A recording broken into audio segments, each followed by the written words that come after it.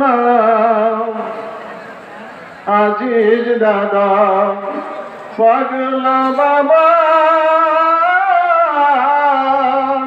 কোথায় রইলা জহুর বাবা গো, আমার আজিজ দাদা পাগলা বাবা কোথায় রইলা জহুর বাবা গো।